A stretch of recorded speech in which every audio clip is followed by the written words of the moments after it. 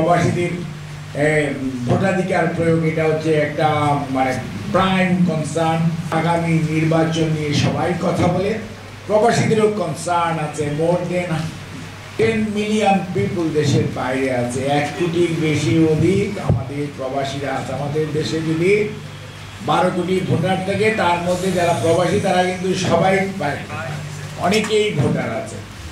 কাজেই সেখানে প্রায় এই মানুষগুলোর যে কনসার্ন সেটা দেশের জন্য, দেশের নির্বাচনের জন্য, গণতন্ত্রের জন্য অত্যন্ত কৃতজ্ঞতার সঙ্গে যারা বাংলাদেশে আছি গণতন্ত্রের জন্য দীর্ঘ 17 বছর যাবৎ বিএনপির ভারপ্রাপ্ত চেয়ারম্যান জনাব তারেক রহমানের নেতৃত্বে গণতন্ত্র পুনরুদ্ধারের যে লড়াই আমরা শুরু করেছিলাম বিগত 17 বছর, বিগত জুলাই এবং আগস্টে ছাত্র জনতার গণ অভ্যুত্থানের মাধ্যমে, স্বৈরাচারের পলায়নের মাধ্যমে একটা অধ্যায় এখানে কেবল আমাদের বাস্তবায়িত হয়েছে। ডক্টর মোহাম্মদ ইউনূস স্যারের নেতৃত্বে অন্তর্বর্তীকালীন সরকার তাদের দায়িত্ব হচ্ছে যত দ্রুততার সঙ্গে জনগণের অধিকার জনগণকে ফেরত দেওয়ার ব্যবস্থা করা এবং জনগণ নির্ধারণ করবে আগামী দিনে তাদেরকে তারা তাদের সেবা করার দায়িত্ব দিবে। 2008 থেকে 24 পর্যন্ত জনগণ তার অধিকার প্রয়োগ করতে পারে না এবং জনগণের মালিকানা জোর করে কেড়ে নেওয়া হয়েছিল।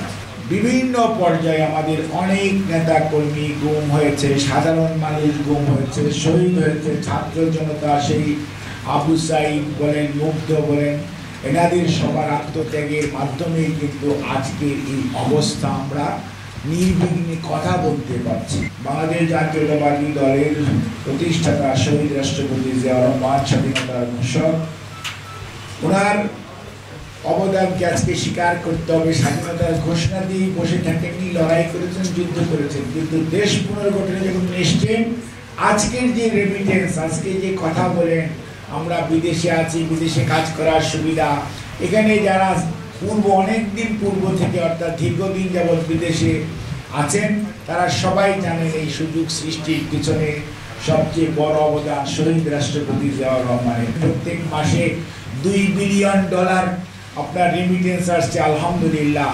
It was started by late President Ziaur Rahman during that regime. এবং আজকে যে আরএমজি অর্থাৎ আপনার যে গার্মেন্টস, দি বিগেস্ট মানে আপনার এক্সপোর্ট যেখানে হচ্ছে, সেইটার উদ্যোক্তাও লেট প্রেসিডেন্ট জিয়াউর রহমান। কোনো অবস্থাতে কর্তৃত্ববাদী শাসন হিটলারেরটাও মুসলিনিরটাও স্থায়ী হয়নি এবং আইয়ুব খানের কর্তৃত্ববাদী শাসনের টিকে নাই।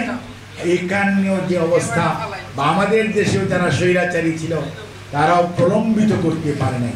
জনগণ যাদেরকে মনে করবে দেশ পরিচালনার দায়িত্ব দিবে তারাই দেশ পরিচালনা করবে।